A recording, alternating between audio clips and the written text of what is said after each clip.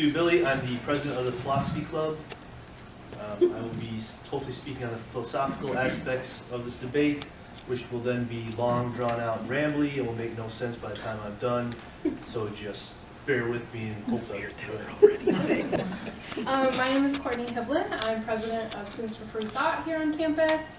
And I don't really have a particular style I'm going with. I didn't do any prep work. I'm just coming in and speaking from my heart. So yeah. Hello everyone, my name is Blair Davis. I was the former president of Students for Free Thought. She's my successor. As I'm also the vice chair of Senate for the student government as well. And I'm Lauren Pallas. I'm the vice president of Pi Sigma Alpha as well as a debate team member. So that's about it. But you're representing? Well, I'm representing Pi Sigma Alpha.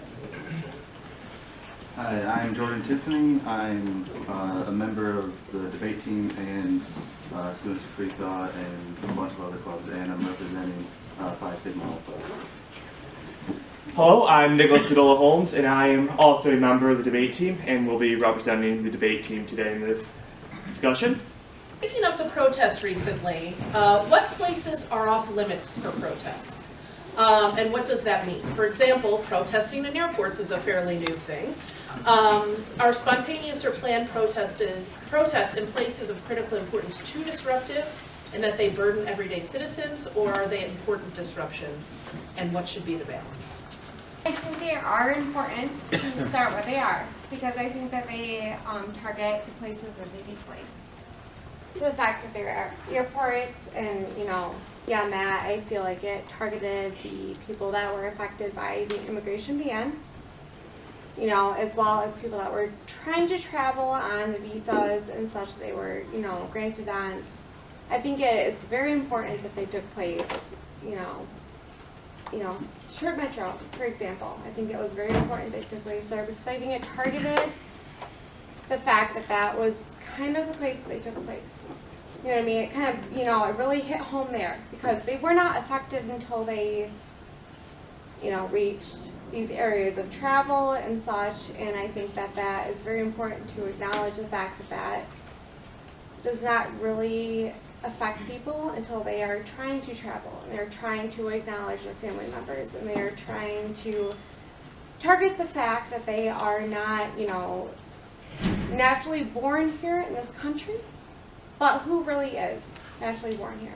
So I think that really targets the fact that they are here on that fact and that affects that and such. Sure, so I think obviously there's certainly symbolic value to having, especially riots about immigration at airports. There's certain symbolic value to that I think is important to bring an awareness because of that. But also I think you have to always be careful to maintain a balance between getting the message out that you want to present, but also maintaining a minimum disruption to people who are basically, you could say, innocent in it. So, for example, if you're trying to raise awareness for the cause of immigrants, but if you're disrupting people who are not causing the problem that you're trying to solve, then you're not really doing, at that point, what can happen is you're just disrupting people who are not the problem and often can bring negative light onto the cause. So there's certainly a symbolic value that makes it protests and such at airports important and other public venues, but there's also, I think, a very important balance that needs to be maintained between the awareness that you bring to your cause, but also the possible negative light that can be brought if too large a disruption is caused to the general society. I would agree with pretty much most of what they were saying. I do think that the protesting in airports was justified. I don't see how it would be any different than causing disruption of closing down roads for a normal protest or march. And then it does directly deal with the immigrants. That's the main way that people come over who are illegal immigrants that come over on visas and just overstay their visa. So that's the majority of how that they get there. And then there's even the protesting that was done by the cab drivers, which are made up of a lot of immigrants, as they wouldn't take people to and from the airports. So I think it was perfectly justified in how they were doing it. And I don't see how it's any different than normal means of protest that typically happen. So I think that the protesting in airports was definitely a unique thing, and actually a very advantageous and strategically wise decision to make on the behalf of supporters for those who were victims of the immigration ban. Now, when it comes to protest in general, I think depending on the cause especially, maybe you need larger disruptions than that, where you should actually go out in public venues and disrupt the flow of traffic and disrupt normal public life and what people are trying to do, because in some instances, the causes that you are protesting are that dire and that drastic where, you know, it needs immediate attention. So why not cause more of a disruption? Why not get more attention directed toward it? Because in some cases, again, like what we saw with Ferguson and what is still going on with young black men in this country, there is a lot of injustice going on. How else are you supposed to draw attention to these issues besides trying to make sure that everyone realizes what is going on needs to be addressed, and you have to put it up front in front of those people's faces for them to realize that something has to be done. It's going to be hard to top that. I would argue that I've often had arguments, you know, regarding the appropriate use of protesting. And to me, protesting, if you're protesting but you're not getting anyone's attention, if no one's looking at what you're saying or looking at what you wrote, I would say the message is no longer effective. Hear, hear. Protesting is meant to be disruptive to normal society. You have to get people's attention, regardless of the issue, whether large or small. If you're protesting, that's important to you, and that's what you consider to be something that everyone should be knowing about. For instance, one of the protests I've been at, when the Flint water crisis was a huge thing, when we had cameras all over the place, is when Michael Moore came over to Flint, we had a massive protest, massive rally going on, and we were calling for the accountability of the state government, particularly with Governor Snyder. We had rallies, we had chants, and we were disrupting, and people supported us, and people didn't like us very much. But we got their attention, we got their thoughts, we got their criticism, and that's what protesting is meant to be about. So I guess in regards to locations, public places, you know, they're there for public use, right? Regardless of what it may be, it's there for everyone to use and to utilize. That's my opinion. Involved in many protests. I love them. The louder the better. The bigger the disruption, the better. I don't think there should be a limit. I don't think there should be places where people can't go to protest. And I do agree with Blair and I think Lauren as well that to really grab people's attention, you have to make a lot of noise, right? And I don't think it's fair for me to sit up here and say, you know what, you can protest, but you can only do this, or you can only do that. That's not fair. I don't know their struggles. I don't know the pain they're feeling, so I'm not going to sit here and dictate what they cannot do. So yeah, I guess I would wrap that up by saying the bigger the disruption, the better. So from a philosophical standpoint, there's a lot to unpackage with this. I will just kind of stick to the topic at hand and not try to get off on too much of a tangent. Anyone that's taken a philosophy class knows that's sometimes not easy to do. But what places are off limits, and are there places that should be off limits? And I would say yes, there are places that should be off limits. You definitely wouldn't want to protest in a first grade classroom. That's absurd. The emergency room at a hospital, you wouldn't do that. The disruption of human life isn't just maybe it's going to inconvenience someone's travels. You can inconvenience lives in different ways. That will get down to the ethical and moral obligations of these protests as well. We can talk the ethics of Immanuel Kant, who says, treat each individual as an ends and not as a means. So you have to think of when you're blocking the road, when you're blocking an airport, when you're blocking someone's everyday travel, what's their ends? Don't treat them as a means to your protest. You have to treat them as an ends to themselves. Are you going to make them late for work? Will they then be fired? Will they lose their jobs and their means of providing for their families? All because of a something that you thought to be important, but you didn't think of them as being important. So I hope that we can remember that, yes, there are people out there, and we can say, well, I don't know these other people's struggles, but we don't know anybody's struggle. None of us know how anyone's feeling. We're all ends to ourselves. Is there a balance? Yes, there is a balance somewhere. You can protest City Hall, but you're not going to protest your neighbor's front lawn. Maybe private and public property is the balance. I'm not sure where that balance will then come from. Is there public spaces that shouldn't be protested? I would think cemeteries and veteran memorials, you probably shouldn't protest. We look at the Westboro Baptist Church as such a unethical and immoral practice, where they may be well within their rights to do so, but we don't look at them in the same way as we look at other protests. Is it the manner of protest, the message of the protest? Everyone's protest seems to hit them individually just as important as everyone else. So I think that's also something that we have to really, really think about. Are there important disruptions? There most certainly are important disruptions. We have a lot of injustices in this world that do need to be disrupted. But you also have to remember that with your disruption brings emotion. Not just your emotion to your cause, but the emotions of others to their causes. You can have the best intentions in the world, but once you cause a negative emotion to be imprinted upon your cause now consists of a negative emotion. And emotions are harder to fight than rationality and reason. We can all fight passionately and be unreasonable.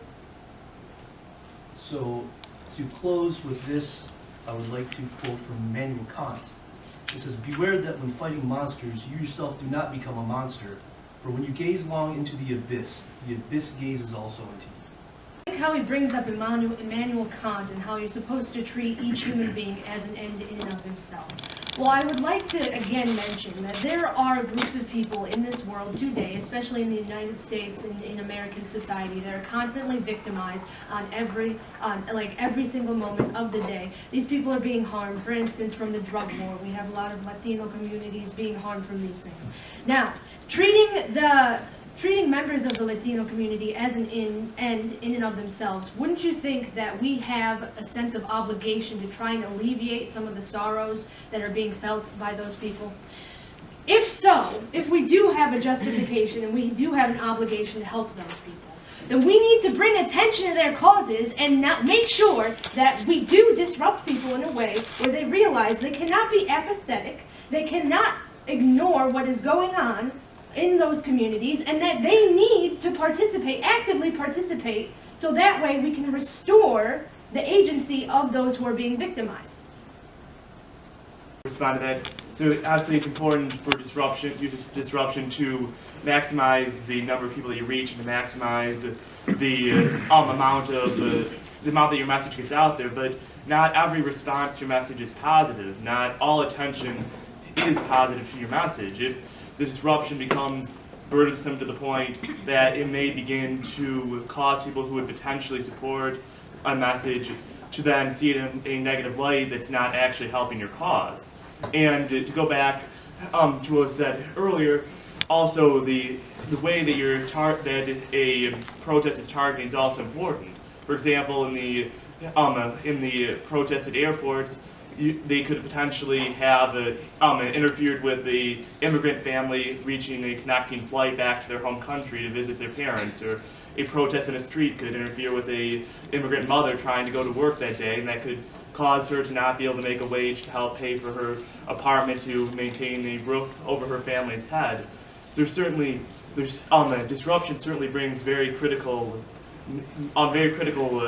information to people, to your message, and it certainly brings awareness, but also I think there's always a balance you have to watch to make sure that it is well targeted in a way that does not overly affect those who are not the cause of the problem you're protesting, and it also needs to be done in a way that does not bring disruption to the extent that your message is seen in a negative light by the general public.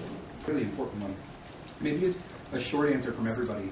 Is it okay to go to someone's funeral to protest, to express your political views? Because we got a lot of answers that were like, you got to bring the protest wherever you can to get exposure. But I think a lot of people might say, it's kind of icky to go to somebody's funeral to do those sorts of things. So I think it's a good counterexample, particularly because I don't think as many people probably appreciate the ideology of Westboro Baptist Church as do people maybe support the travel ban protesters. It's a little bit more fringe, right?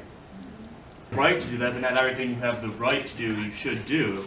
Having the right to do something does not make it right to do that. So of course you may have the right to protest at public cemetery, but you're also desecrating the memory of people who led good lives and who should be remembered fondly. So obviously you can look at it, so you could, take an extreme example and say who would care if someone protested at Hitler if he had a funeral, but you have to look at it in the whole and say most people on the whole you're not going to condemn as entirely evil, and therefore it is on the whole wrong to end their lives to protest at their funeral in a way that overrides their memory in a negative way. It harms their family, and overall, I believe, is something that should not be supported. There are better ways to bring a message out there that do not have such moral consequences, and which, as I said before, would have a better effectiveness for the message that you're trying to pursue. That the acknowledgement needs to be made that whether you're going to support or not support something that is so controversial, you need to realize that you're either going to have a positive or a negative effect. So you need to acknowledge the fact that, like, you're going to affect the positive side of it, where people are supporting you and people are going to back you up, and people are going to love the fact that you supported that. At the same time, you need to think about the negative effect. So what about the group of individuals that do not support what you're saying? And that group of individuals might be a large portion of your population, of your country, which I think that we might be seeing now. And we need to think about the negative effects that could back up to that. And that might also influence the, global, relations that we have going on. How are we going to be able to have a positive global relation with other countries now? I mean, I think that kind of backs up the big point of we need to remember that we are a global community. And that we may remember a certain part of it, but we need to remember what are the outcomes going to be? What are the outcomes going to lead us to, and how are they going to affect us and our future? Whether it be economically, politically, socially, we need to think of all the different levels that leads us to that point. So I think that's something that we need to all remember as a country that is a part of a global community. I think it would be important to bring up the factors of what is considered positive and negative, because oftentimes I can't attend every single protest that goes around the globe. No one can. But oftentimes we see protests through media, and depending on who we watch, they can influence our emotions or how we're feeling about that certain protest. Like if you were to watch CNN or MSNBC, they'll always cast Trump supporters in a negative light, while Fox News will be different. Same goes for people who supported Hillary Clinton. CNN and MSNBC will cast them in a different light than Fox News will.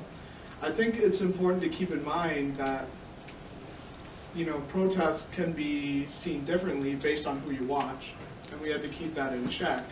Because they're, as much as we think there is nonpartisan media, everyone's just a little bit partisan, some more than others. And we have to keep in mind of how we're getting our information and from who we're getting our information from. So some news outlets will look at one protest in a certain angle, and another media outlet will look at the same protest in another angle. So we have to keep that in mind. Question that comes at it from the other angle, and whether there's ever any permissible violence or physical disruption when you're engaged in protest. I have a quotation, an observation, and then a question. I'm giving them time to think. Okay. In his autobiography, Malcolm X famously writes, "We are nonviolent with people who are nonviolent with us."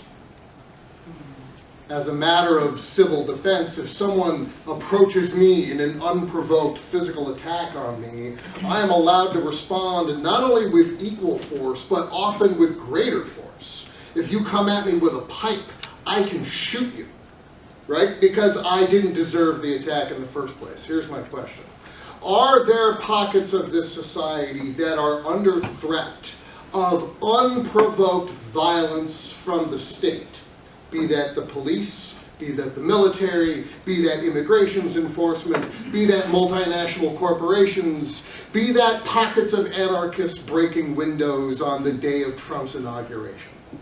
And if there are people who are subject to unprovoked violence, do they have the right to respond with equal or greater violence in return in order to protect themselves?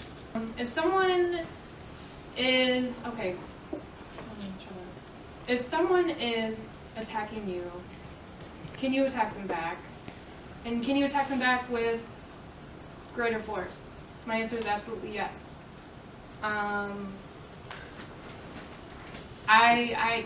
I know there's the eye for an eye argument. Some people think, what was that quote? An eye for an eye leaves the whole world blind. And I know some people adhere to that. But guess what, buddy? If you come at me, I'm gonna come back at you harder, right? And I'm not like I'm not on the debate team, right? I'm not in the philosophy club, all right? I'm just up here just sharing how I feel. So yes, I think it's always warranted. I hear my phone somewhere. Yeah. So yeah, I guess that's it for me. You have multiple groups of people within this country that are systematically oppressed. Black community faces police brutality, so their community should expect that they can respond in kind. Not necessarily killing other people, but it can be more violent protests. The same thing with the water protectors. They should be able to respond in kind. They're sitting there doing peaceful protesting, and then police and even military style security guards for corporations are going in and brutalizing them, tear gassing them, spraying them with cold water when it's below freezing out, that kind of thing. They should be able to respond in kind. They shouldn't have to sit there and take all that and have their protests be considered like a waste of their time. So they should be able to respond, and I guess that would be it. I would disagree. I won't go from any particular group's point of view because I can't obviously know in any particular group that's oppressed its experience. I can't judge what is right in their individual case because I don't know their experience. I don't know what they have to go through. But I will say on the whole that violence, retaliatory violence, is not justified. You could say, of course, any individual has a right to self-defense. In an immediate case, if their safety or safety of another is threatened, then they have the right to defend themselves. But in a retaliatory sense, that is not justified. There's a long tradition of this. Henry David Thoreau in the 1840s wrote from prison when he was in jail for not paying taxes because he did not want to support the Mexican-American War. He began his famous book, Civil Disobedience, that laid out this principle. It was followed very successfully by Gandhi in India and, of course, by Dr. Martin Luther King Jr. here in the United States. So the principle of not using violence to try to make yourself always the better person, always better than what you're protesting, has been very effective. Not only is it, I believe, strong from a moral position, but it's also very, very effective. As I said, it obviously helped Gandhi to free India from the British Raj and helped Dr. King to promote racial equality in the United States. And of course, obviously, there's always going to be instances where you could say violence may or may not be justified. But I would say, on the whole, unless direct self-defense is in place, that generally violence would not be justified, as it would not be effective, and would not be for the best good of everyone involved. As far as the violence, everyone's well within their right to defend themselves. But as it was stated, there is a long history of escalations of violence. When is it okay to escalate violence? When does an assault turn from a simple assault to something more? We could say assault can range from anything from spitting on someone to killing them. Is one justifiable for the other? I don't think anyone would say if you spit on me, I'm going to shoot you, and that's justified. There seems to be a range of escalation. If your life's in danger, you protect your life. You don't then say, well, I guess I'm okay to just kill this person, because whatever, I'm here within a reason of violence. To protect others, there should be a way to stop someone from hurting someone else. In a way, if you need to kill someone to protect them, that was something that we were taught in the military, that you don't actively engage unless you need to. If it's protecting your life or someone else's, that would be justification. We definitely see with the recent protests around the country where peaceful protests have been sought by violent means to break them up. In which case, I do not agree with that tactic, that if someone is peacefully protesting, then you then escalate a violence against them. I wouldn't condone it for the other way around either, where if you're protesting and a police officer comes up and says, hey, please move along, that you would then say, oh, you're trying to break up my protest, I'm going to violently assault you. So I do believe that there is some type of a line to where violence is necessary. I'm not sure if any of us are qualified to really say where that line is. Well, I'm not sure it's enough to say, well, when it's justified, and then when it's not justified, it's not justified. The whole rub is, when is it justified, and who are we going to let decide that? Is it the members of the community that feel persecuted themselves? Is it the state and the laws that the state writes? Or is it going to be some outside arbiter, some moral authority that we can exist objectively that's going to figure out when it's okay and when it's not okay? Because that's not a question, that's just a... Depending on the situation, that groups can protest in a way that fits our amendments. Freedom of speech, freedom of protest, whatever we say. We have seen the marches against women's rights. And as far as I know, unless I missed a news report, there was no arrest made against the women that protested against us. And then at the same time, we see the protests that were made when Trump was elected president. And we saw multiple arrests throughout the country. So I think that kind of creates a question of, when do we draw the line of what's a peaceful protest and what is not? And I think that also creates a line of what do we acknowledge as a protest versus a riot. And I think that might be why we're all here today. I think we need to question what justifies an organized group fighting against a certain proposition or an amendment or just a movement by a certain person.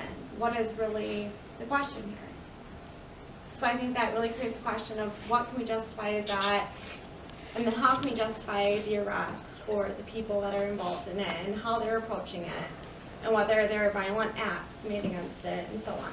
So I think that really is the biggest debate we have in our country right now. And there. So Marcus, as far as you asking us outright to make a distinguishing mark between when is the violence justified for certain protests, I think that all of us could agree that groups that are protesting that have historically been victims not only of oppression but of death from the state, because we have to realize that in the United States we do have police officers that have been over militarized. They have been giving a lot of equipment that is not necessary for a civilian population. And they do exploit the power that they are given. That is the purpose of the state. They have a monopoly of force. They're supposed to be in charge with keeping the law. And we have seen that the state has used those powers against minority groups, and they have basically gone to war with minority groups in the streets, and they have been killing and slowly, systematically exterminating certain portions of the population. So when we can see, and we have the data to represent how many people have died at the hands of the state, so we're talking about the life of innocent Americans, I think we can all agree that there is some level of violence that is justified on the behalf of those protesters, because people are dying in the streets. Their fundamental right to life is being exterminated here. Now, as far as like the Women's March, maybe not as much to a degree as what happened in Ferguson and what's happening with the black community today, right? So if we have to establish a degree, I think it should be, at the very least, when your right to life is obviously not secure.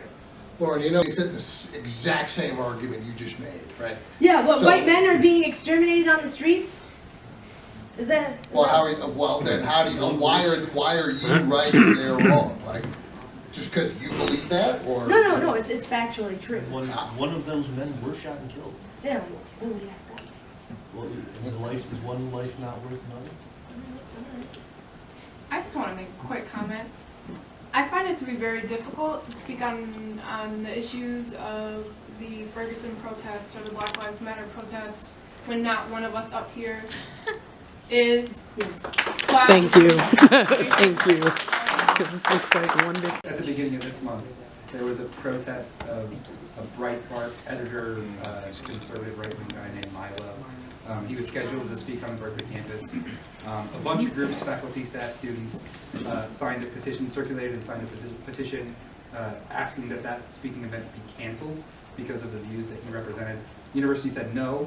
They said free speech is something that we're down with, so we want to have him speak. As a last resort, you saw protests that turned violent, included lighting stuff on fire, breaking windows, firecrackers, that sort of stuff. Given that we can, in a very narrow sense, say that violent protest was successful, only through the lens of they canceled the speech, with that in mind, is violent protest ever justified? Yiannopoulos is a conservative reporter for Breitbart News. He is a gay Jewish man, a British man, that holds a conservative view. He's often a provocateur, but in such, he points out almost a level of hypocrisy that I think all of us kind of share, and that we point fingers to the right and the left, and yet demonstrations show that both sides are equally to blame. It's the horseshoe effect, if anyone knows what that is, that the extremes are a lot closer than they would like to appear as a horseshoe is. To continue on that in particular, to speak on those that may be provocateurs, whether conservative or liberal, and should any protest, especially to that, the Berkeley, to the violence that happened there, the breaking of public property, arsons, vandalisms, assaults. If you cannot win an argument with your words and you have to resort to violence, then perhaps your position wasn't as strong as you thought in the first place. You should let people speak, even if you think they have a terrible argument. You don't agree with it one bit. Let them speak. Because if you think that what they're saying is so bad, then let others find out what you know, that what they say is bad. If you silence them, if you no platform them, whatever you'd like to use to stop them from speaking, you'll never get their terrible message out. And then you can come back in your own platform and say, see, here's what they say. Here's their message they're putting out. Let them speak. Let them put their terrible ideas out there. Don't sit on a moral high horse and say, we're better because we stopped them from doing something, and then say, well, they stopped me from doing the same thing, and see it as an injustice. So, I'll be frank, I don't like Milo.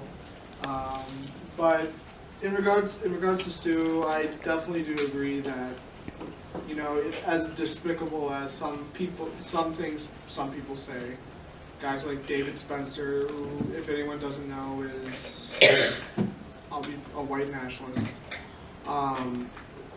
that as disgusting and as disturbing as some people say, they do have a right to say it. It is under the First Amendment.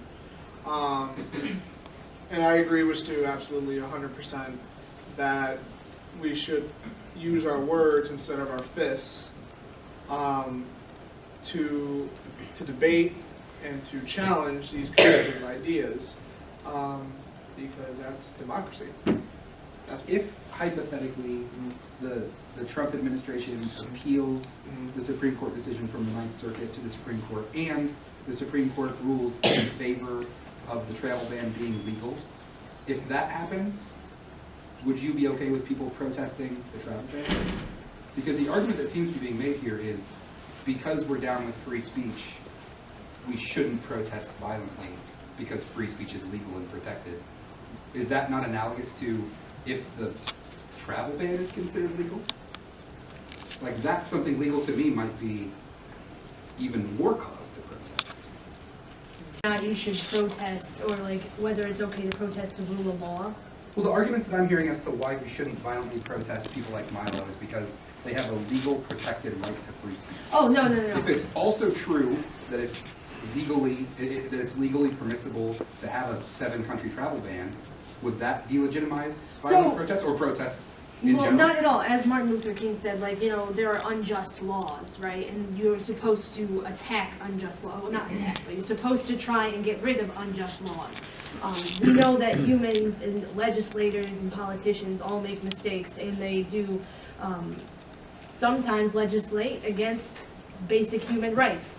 Free speech is a human right, and it should be protected and enshrined in the legislation that is passed through whatever country, whatever. However, the immigration ban, that's an executive order. It did not have approval from Congress. Even if it did have approval from Congress, though, I think we could agree that there is maybe a degree of human right that extends to your freedom to move to places, your freedom to migrate to other countries. Maybe there is a universal human right behind that. So the question of whether or not we should respect the rule of law just because it's the rule of law, that is not a good idea to have. It's not something that you should uphold. When you see that there is injustice being perpetuated through your rule of law, that is when you should stand up and protest against the injustice. So, no, don't respect a law just because it's law. Part of what Milo is protested for is the fact that he does things like out gay and transgender students. He encourages people to attack other people verbally and on Twitter. The actress and comedian Leslie Jones was a victim of this. And so, whether his free speech is right, whether we should have a marketplace of ideas, those are all great legal concepts. But when does someone go too far in that their speech is incitement, and therefore maybe it's okay to shut it down? So we're talking about like when your speech becomes threat? Right. When your speech becomes, hey, that person's a transgender student and they get special rights and you should essentially gang up on them. Because that's what he's done in many of these speeches. So is it okay then to knock over a cop car then to prevent him from speaking?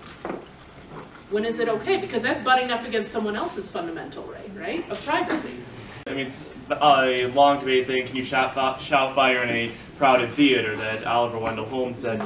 But, I mean, ultimately, it matters if you're directly inciting violence against a person. Of course, it's not obviously right that he's doing those things, but if he's not directly calling for violence against the people that he's calling out, and as said before, he is, in fact, homosexual himself, then you have no right to violently protest his free speech in that instance. And of course, when he's going to speak at the University of California, it was not to directly incite violence. He wasn't going to be trying to start a protest there or cause physical harm to anyone. He was going to just be giving a speech. Of course, people may strongly disagree with what he says or may feel hurt by that, but he still does have the right to say that, and he was not going to directly incite violence through that.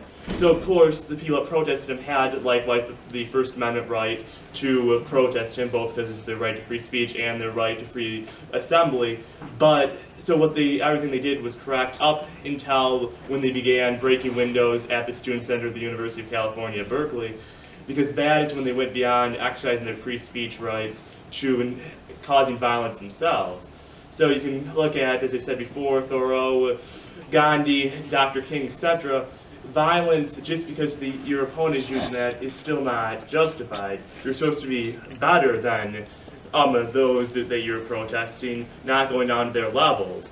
And in this case, Milo was not going to be purposely inciting violence in that case. He may have been saying things he strongly disagreed with, maybe even strongly deplorable things, but it was not going to be purposefully inciting violence, and therefore the protesters did go too far.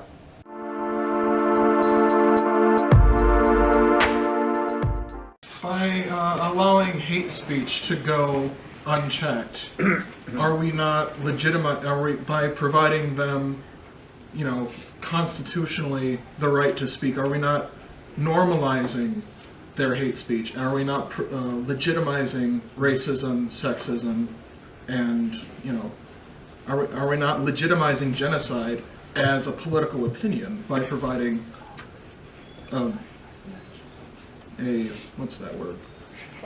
legal platform for their hate speech? I'd like to first point out that the First Amendment does not give you the right to say whatever you want. It protects you from the government prosecuting you for saying what you want. So they do not have a legal obligation to be able to, or a legal right to say whatever you want. It's just a legal protection from the government to prosecute you over saying that. So no one, maybe it was a misspeak on those in the panel to say Milo had the legal right to say these things. He just had a legal protection from the government to say these things. Well, the 14th Amendment has incorporated the First Amendment rights onto the states, and in many cases, corporations, etc. So the Supreme Court had, in most cases, held you do have a right to free speech in most cases. Of course, it's primarily against the government, but the 14th Amendment has been found to incorporate that right into almost every case that you could imagine in a normal circumstance.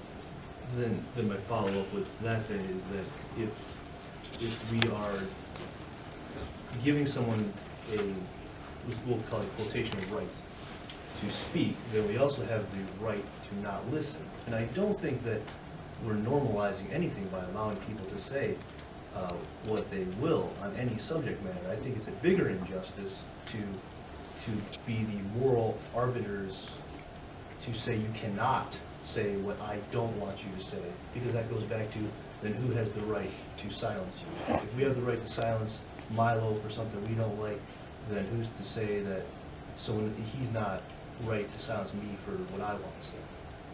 Just to take that a little bit further, that was my thought when Sultan came up with Milo, because of the fact that I remember reading about it and hearing it on the news. To me, the strongest protest that the students could have made was to not show up for his speech, for everybody to not come. That would have been a much stronger protest without any damage or anything done. And allowed to speak in front of a few hundred students. He was on Fox News speaking to tens of thousands of people, and the backdrop of the riot was used to legitimize him in that point to say whatever he wanted to say. So there's also the consequences of our actions that we also have to think about, to stay philosophical and not get partisan in any way. To go back to Kant, he says that we form views about our own immediate and near-term actions, but we also can view our ultimate consequences, and that's something that human beings, being rational beings, have over any other being. So we have to really look at our ultimate consequences for the actions that we do to make sure that we're getting our points out in the ways we want to make them made. Topic of where we should or should not protest, if there is such a place. Do you think that it would be all right to protest, say, on a highway, like Black Lives Matter did this? They protested, shut down an entire highway, and kept ambulances from going out and saving people's lives, thus putting people's lives in jeopardy, putting people's livelihoods in jeopardy, keeping people from getting treated. Do you think that's okay for them to do that? Because I know there were some of you in favor of just saying, well, it's a public place, they have the right to protest there, but do they have the right to put people's lives in jeopardy for their cause?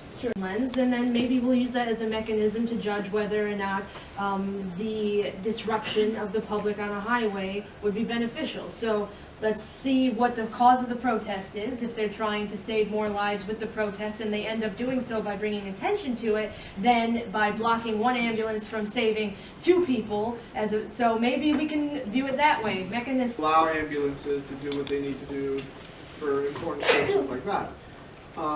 But I still am staying on the side that I do think it is their right to block a highway,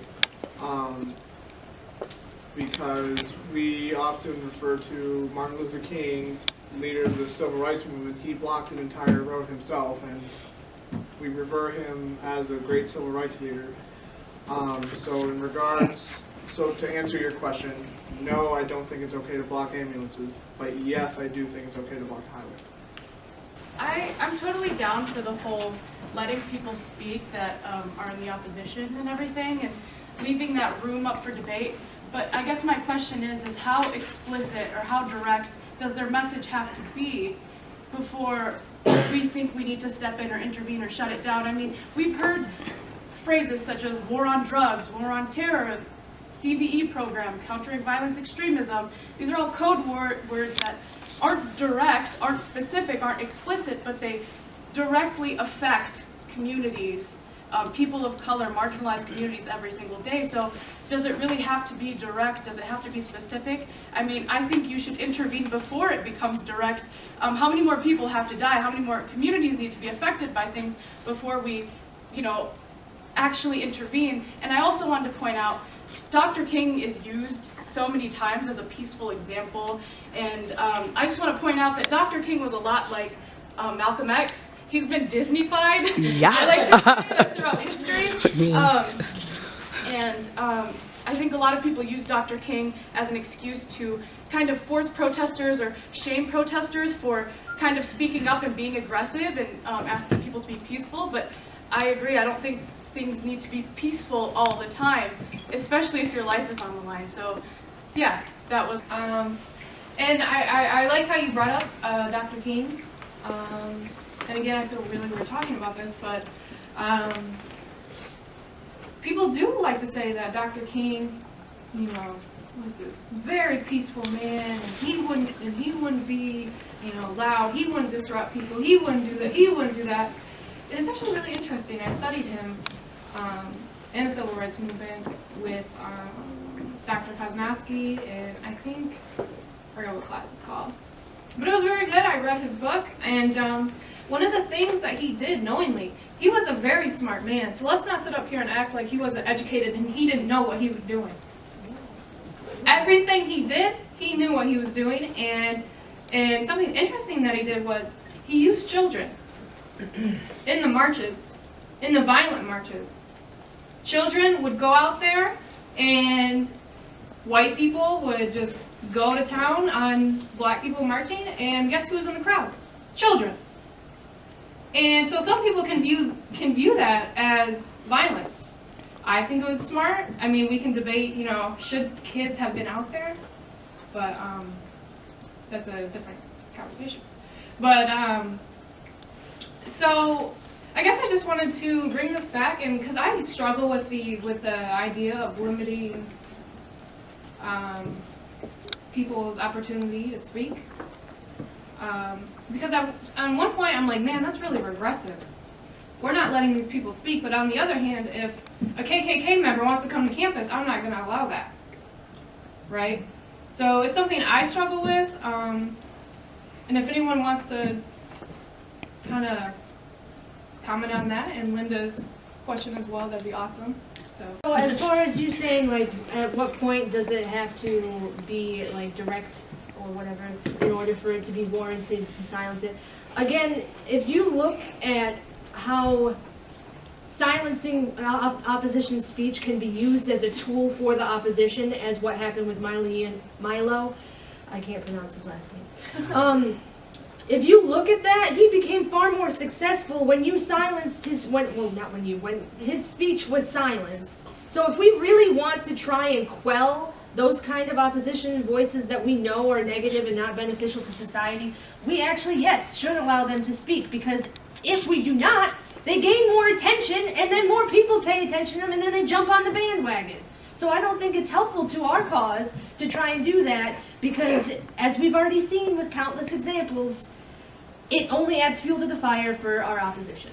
For you two, you two ladies, you've talked a lot about how you think that the bigger the boom, the better, the bigger protest, bigger power. At what point do you draw the line when you are going into a city, so like you're going into a big city and you're breaking bank windows, you're disturbing the peace of people who are not involved in the slightest in your protest, who are not affected at all. They are just trying to live their daily lives and their job, and all of a sudden they look and their window's getting broken. Like where do you draw the line as being too much protest? Because there's got to be a line.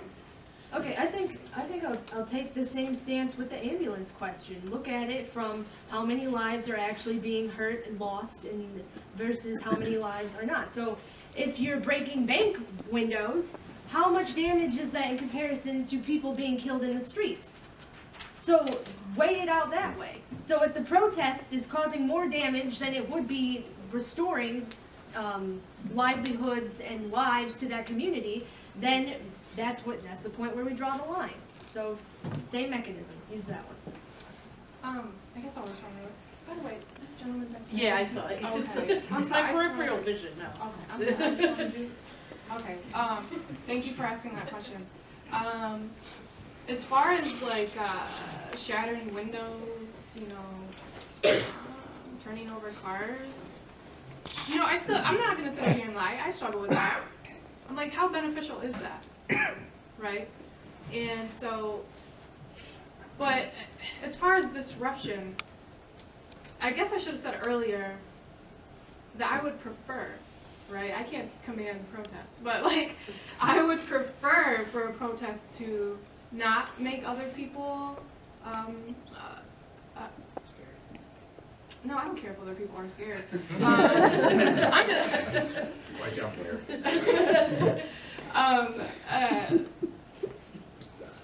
Okay, so I would love for innocent people to not have to suffer. Let's say there's a protest and looting. For the life of me, I cannot understand looting, and that typically happens during protests. I don't understand the morality of that, I guess, if we want to use a philosophical term. But I think the bigger the boom, what I should have meant earlier was a boom that is in numbers, in voice, in unity. For example, I'll throw this out there. I organized a protest here on campus against the tuition increase, and I chose a lovely location. During the spring and summer, I think, the university throws these picnics, and Waste of money. the chancellor was there, we had faculty members But then there, we have to pay more people tuition. from the community there. And I came, it was a small protest, about 12 people, and we came with our signs, and we were yelling, and we just disrupted their entire picnic. And it was awesome because even the DJ kind of, okay.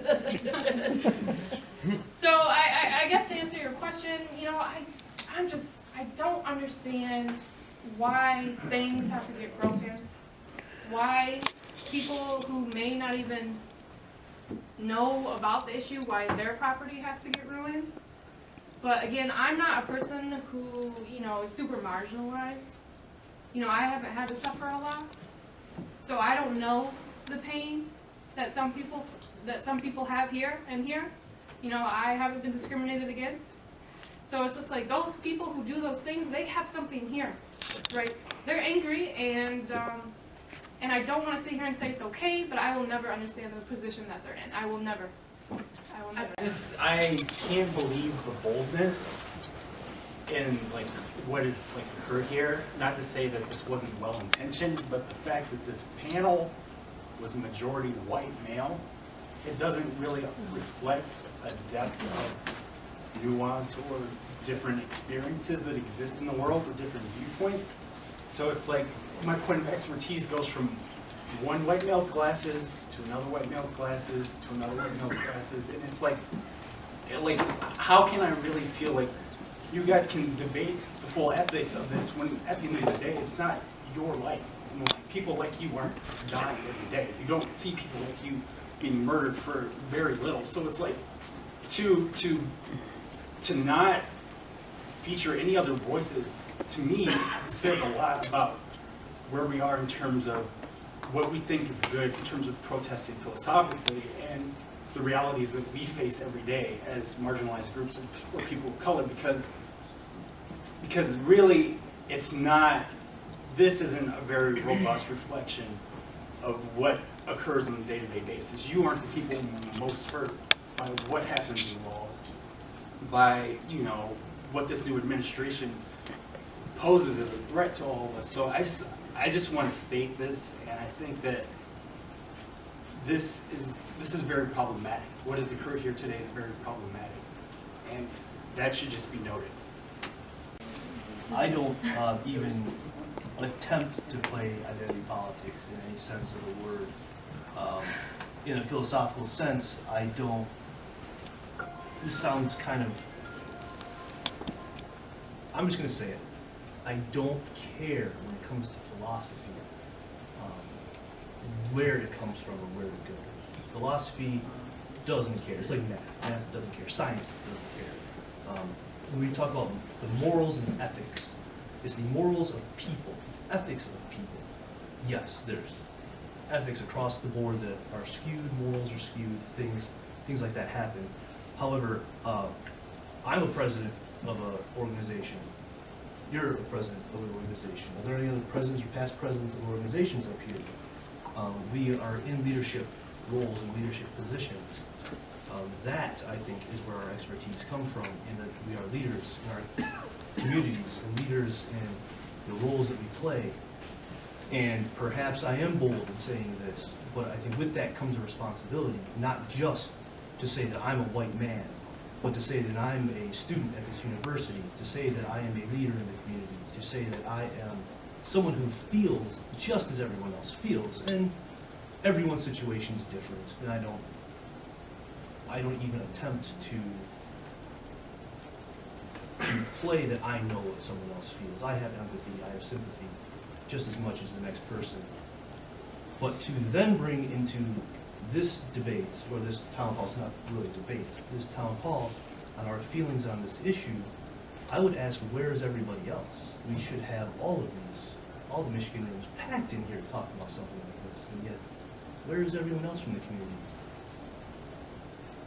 But I mean, who are you talking about? If you're talking about my group as the Philosophy Club, what group do you talk about that you're representing that is speaking?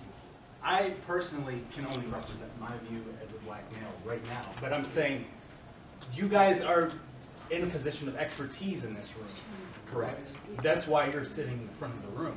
So for there not to be anyone else besides all white people in the front of the room it's saying something. Then I will just ask this one question, I will be done. I agree with your point of view. I feel as though reality is something that is shaped versus, you know, on what you've experienced through life. I think that, you know, reality is completely based on the experiences that you've dealt with in life. Completely agree with you. We do have a panel up here of completely white majority males, and I cannot disagree with you. So how can we completely represent your, you know, viewpoint? I mean, like, exactly, and I agree, and I'm saying that in a point that I agree with you. Like, how can we actually represent your view on reality and the experiences that you deal with on a daily basis? And I just want to acknowledge what you're saying right now and give you a point of representation. The fact that I do not think that any of us, including myself, even though I'm speaking on your behalf, I do not believe that any of us can actually verbalize what you deal with on a daily basis. And I do not think that any of us, male or female, black or white, can actually understand what you deal with being a black male. And I just want to acknowledge what you're saying right now and, validate that. So. Okay. I did ask all the organizations up here to be a part of this panel, but I also did try to include the Women's Education Center, BSU, and MSA. Although they did not participate, they said that they would bring people out to attend. So that is my fault for not having the people up here. I tried. It just did not go through that way. However, but because I do realize that there are experiences that are not being represented up here, I don't know if you've noticed, but throughout this entire panel, I've been trying to incorporate some of the things that I do know objectively about what has been going on, specifically against people of color, specifically against people who are religious minorities. Now, I do not claim to be a member of those groups. However, it is easy to see, based on fact, based on data, that these groups are being targeted. So I tried to bring that position up here, and I'm trying to defend that based on objective facts. Now, I usually do not like to play identity politics either. However, it is hard to argue against the fact that the drug war is it's affecting people of color disproportionately in comparison to white people. This is stuff that we can all agree on and look at with the data. So I'm sorry if your feelings are hurt. I've tried to get this event to represent a wide spectrum of views. That's why we do have people who are more to the right, more to the left, and people who are in the center up here. So apologize if this did not turn out the way you wanted it to. Well, I mean, Gotcha. Okay. so I mean Okay. that's the way it comes off. Well-intentioned or not, you can't get that source of legitimacy from somebody. Because okay, we can talk facts, but you don't. At the end of the day, you still get to walk away, right? Understood. So yeah. it's like, how can I really trust that your position? Breathing in So deeply is not going to cause. Identities that should be represented up here as well that are not. I agree. I also want to point out that Lauren did go to great lengths to try and get a more diverse panel, and it's just what we weren't able to come up with in the time. However, I think that the point of the event isn't necessarily to say what each group should do, but to talk in different ways about the tactics. And I think it would be a beautiful discussion to continue. And I hope that many of you do, both, just in general in your lives, but in the different groups that are involved here. I would love to sit down at a future, I'm the advisor for Pi Sigma Alpha. We would love to sit down, I'm volunteering my students right now, to sit down and continue this conversation, right? Because I think we should. And we should maybe involve more groups in it as well. And that's a community conversation that needs to continue. I think that's, your point is extremely well taken and valid, and I don't think it's as much identity politics, I think that it's representing people's lived experiences more than anything, and I think that that's important. At the same time, every event is limited by certain capacities, so I'm not saying that to limit your concerns in any way, but I'm saying that to kind of explain where they're coming from. That said, I think that that's also a valid point of debate too, is whether these tactics are different. One of the reasons why the women's marches were so peaceful is because they were predominantly white, right? Had they been predominantly African American or predominantly Latino or whatever, they would not have been as peaceful because the police presence would not have been as peaceful. So we need to acknowledge that people in this room have different experiences with tactics because of that. And so I'm glad you brought that up, but I did want to step in and say that we should be continuing this conversation elsewhere. And I hope you stick around and we can grab your info and do that. I really do. We have time for one more question. For the panelists, but to preface my question, I want to take the time to commend you guys and thank you for organizing this. And I want to say that I'm appalled to hear that your advocacy is being dismissed on the basis of your skin color. I don't feel that your skin color plays any part in your ability to both empathize or to advocate on the behalf of others. So thank you for putting this together, and I commend all of you for making the effort for this. So my two-part question is, the first part is with regard to protests and how, the location and the appropriateness of protests, is it not a moral question of, is it morally correct to take hostage, effectively hostage, those who are not involved in the issue? That is to say that if we view those marginalized groups that are protesting as hostages to an unjust law, that is it morally right for them to take hostage others who are not marginalized, but are not voluntarily exposing themselves to the issue? That they may be aware of it, but they're not voluntarily exposing themselves. So it violates a kind of consent there. And then if the answer to that is, of course, it is morally right because of the severity of the problem, do we not encounter a problem of the ship of Theseus, where at what point is a problem severe enough that it warrants disruption and protest? This is all dependent on the fact that we have a moral obligation to help others. So if you agree to that, if you agree that we have, in order to pursue justice, we have to have that obligation, then yes. So yeah, right to life being threatened, obligation. Anyone else? Unless you guys don't have anything. Jordan, Joseph? If I can just make sure I got this right, is it morally correct to take hostage those who don't want to be a part of a protest? So this would be blocking a highway, protesting an airport, not allowing people to leave a location because of protesters. Correct. Okay, thank you. There is, obviously, in the moral sense, you are not allowing the consent of the individuals. So there is a manner of consent that I think we are all aware of what consent is. Now, if you're not allowing a person to do something that they otherwise want to do, you're not letting them consent to their own actions on their own accord. You're taking away their agency. I would view that as being unethical in a way. Whether the intentions are good or not, it goes back to using someone as a means to an end. You're not allowing that person to seek their own ends of their own, under their own free will. Free will being what it is, we debate that later. But that, I think those two, no, you shouldn't stop them. But now here's where the philosophy kicks in, and I have to go, but it is definitely worth being disruptive in a manner that is productive. If you have a productive disruption rather than a destructive disruption, going back to smashing windows, burning cars, assaulting people, then perhaps you should put yourself in a position to where you can be seen, to where you can be heard, to where your message will get out. But to directly answer your question of the taking hostage, no, that to me is unethical in its entirety.